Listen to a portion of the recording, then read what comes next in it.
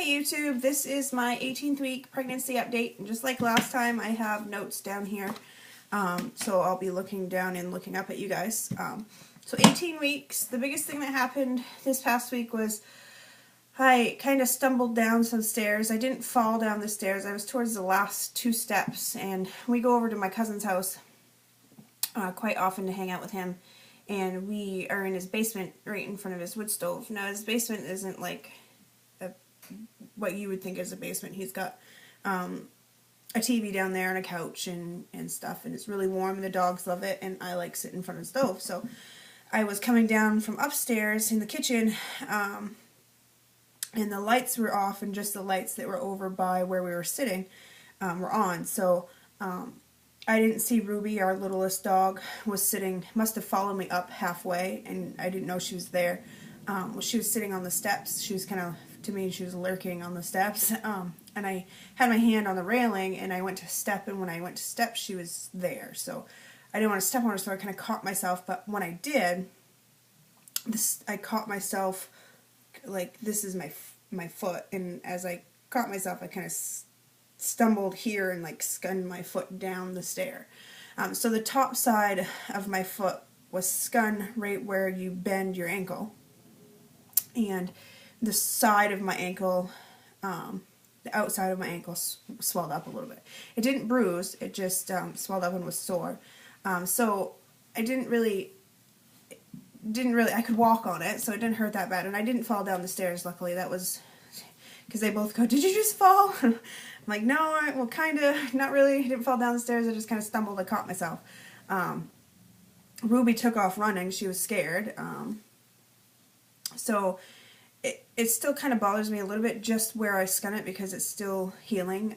It's not swollen anymore, and it didn't bruise. So yeah, so that was the big thing. The next big thing, excuse me, is that I didn't have any morning sickness this past week. So yay. The morning sickness was kind of taking its toll on me, making me tired, and I just didn't feel good. My throat was sore because I was sick multiple times a day throughout the whole day. It would start first thing in the morning, and then it would slow down towards the end of the day, and yeah, so morning sickness was a big one. So I did, however, wake up a couple times this week. It woke me up with to me, what it felt like was hunger pains, just at the top, you know, right at the top of your stomach, right below your rib cage.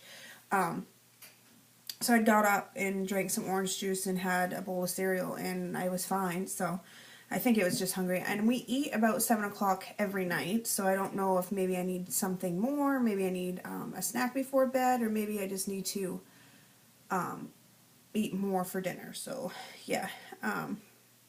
My husband and I have been talking about the birth plan. I do want to go as natural as possible.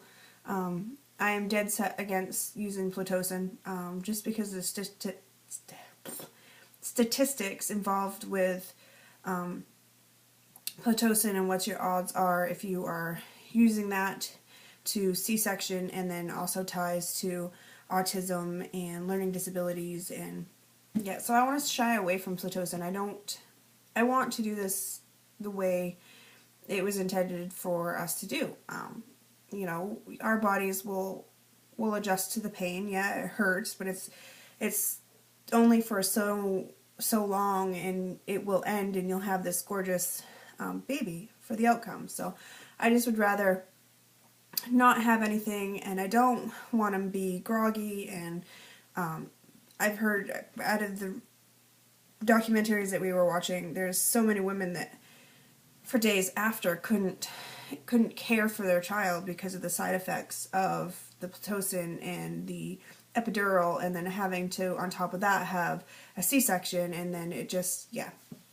So I'd like to go as natural as possible for as long as I can. Now, I'm not saying that I don't want or wouldn't have an epidural if I couldn't stand the pain.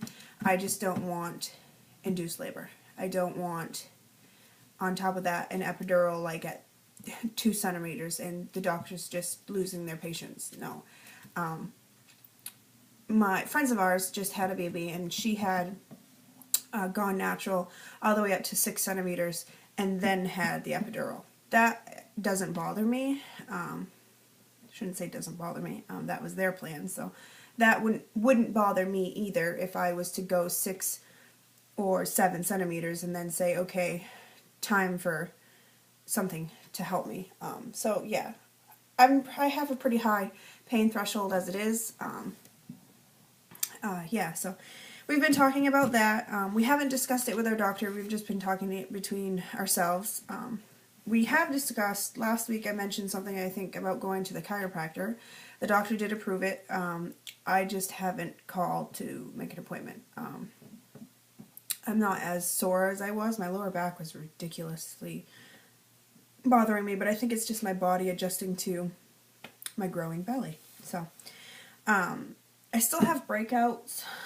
This is driving me crazy. My skin hasn't been this bad since high school. And I don't know if it's because I've always been on some form of birth control since I was 15 or 16.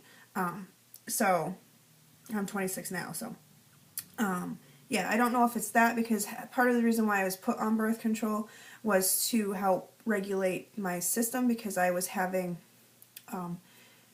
my menstrual cycle really close together. I'd have like a week off and then start my menstrual cycle again. So on top of that, and it helped with the acne, my brother and sister, my 2 younger siblings, have very bad acne. And my brother actually has it worse, to the point where he would develop boils, and he had to be on certain medication to help with it, because it was, he would be in pain. So yeah, I wish these would go away. They're driving me crazy. But anyway, I've still maintained my current skin routine. I think I have that posted too. If not, I'll do another video. And there's no, I lost 50 pounds, about 60 pounds about a year ago.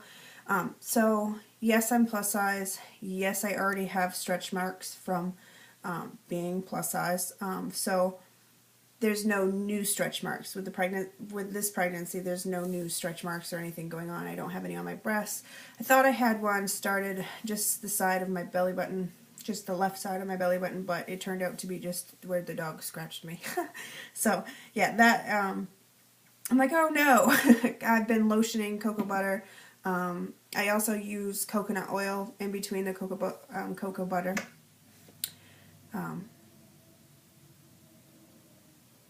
Yeah, so no stretch marks. I did request, send out, I think I had a packet. I actually got a packet. This is the packet that I got from my doctor's office. It has a bunch of different information, like healthy children start with WIC, all kinds of stuff in here. Nursing the first 2 months, that's a pretty thick book. I haven't read anything in that yet. Reasons to breastfeed your baby. So this is a packet that they give first times. I think I just felt a kick too. First time moms, a packet to start on their journey of being a mother. In this packet there was a piece of paper or a card to fill out to request information about harvesting cord blood from the umbilical cord once the baby's born. So I sent that out just to see what it's about. Now that's the first blood that is left in the umbilical cord. So what I assume they do is extract it from the umbilical cord, harvest it, put it in a blood bank, and then if your child becomes ill or anything like that, they can tap into his or her own blood that was in you, supplying him or her. So I requested more information. When I get that, I will probably do a separate video on what they send me for information, as well as my opinions on it, and if they say if insurance covers it or how much it's going to cost. So yeah, once that comes, I'll make a separate video. And the only other thing that I have been doing that I plan on making as much as my own baby food when the time comes as possible. We have a garden and we eat out of the garden, and we go deer hunting and we will eat the meat and everything. So I don't have anything against buying food at the grocery store. We still do that, but as much as I can without going homesteading is what I'm going to do. So I've researched on what age ranges that babies start to eat regular food and how to create and mix together our own varieties of baby food. So I am starting to make a list of foods that we eat that I can also puree for the baby, and things that we don't necessarily always eat, but I can also plant in the garden for the baby, and if I have extra I can give away. So yeah, that's the only other thing that I started to do this past week. We don't have any snow out there right now. We actually had a lot of rain the other day, so most of it's gone, so that's a plus. Anyway, this was my 18-week pregnancy update. I'll be back next week with my 19th week pregnancy update. We have a doctor's appointment on the 30th for a gender scan, so that's exciting. Family's excited. Everybody says it's a girl, but my husband says it's a boy, so we'll see. Thanks for watching. Don't forget to subscribe. And again, thanks for watching. Have a good one.